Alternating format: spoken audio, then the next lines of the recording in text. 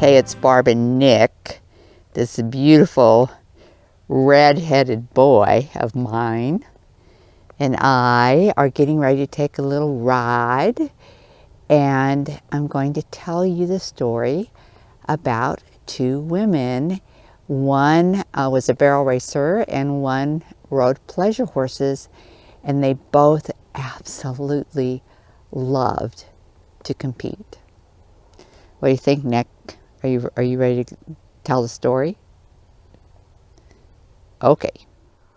So I'm just going to tell this little story, and just with a little bit of atmosphere here, because I have not been able to ride in so long. By so long, I mean a couple weeks, because of the weather and because of some different projects.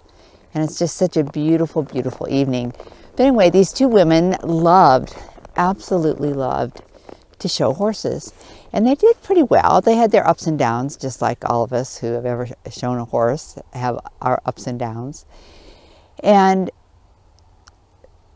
it just so happened that they both called me in the same week and said, "Oh my gosh, Barb, my run just completely fell apart. It was just so awful. It was just so awful.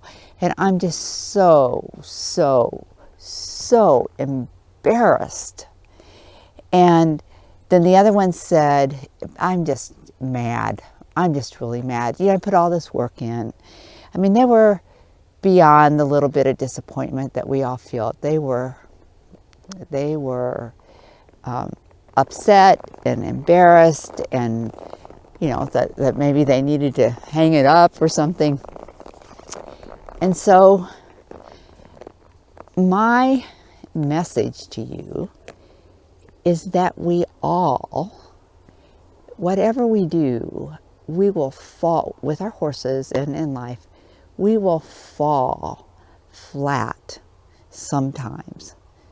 I mean, painfully so. And I think that, we all know that that's just kind of part of living, right? That things happen. And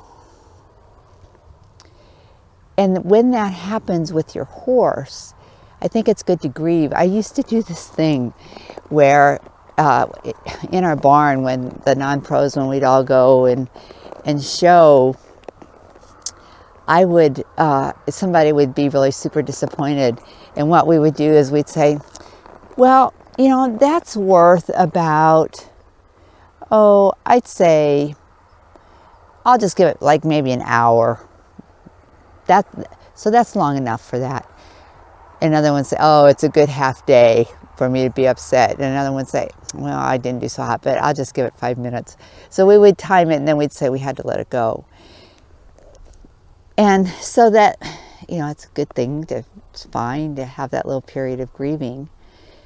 But then as soon as you can, become like a detective and figure out, put things in two categories. One you can control, and the other, the things that you can't control.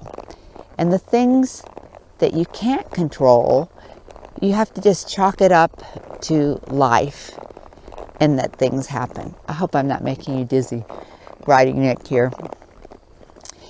But the things that you can control, what you do is you have other categories, like, okay, was it my horse? Like, were they not warmed up well?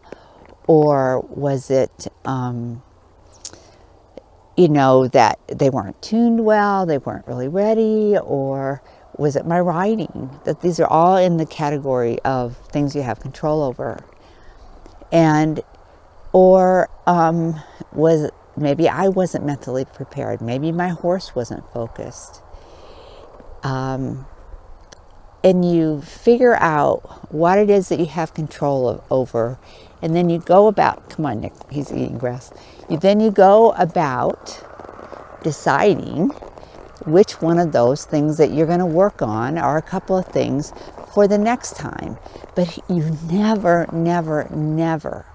chalk it up to that you're not a good rider, that you can't do this. That is shaming yourself, and It's never true, because you can do whatever it is that you want to do. But 2 columns, control, in your control, and out of your control. Judging whether those kinds of things are out of your control.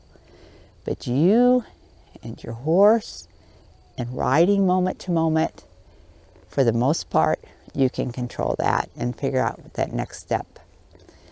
So I think that my 2 friends have come out of solitary confinement, and they're back in the real world having fun. And I hope that you have a great week, and I'll see you next Sunday. Bye.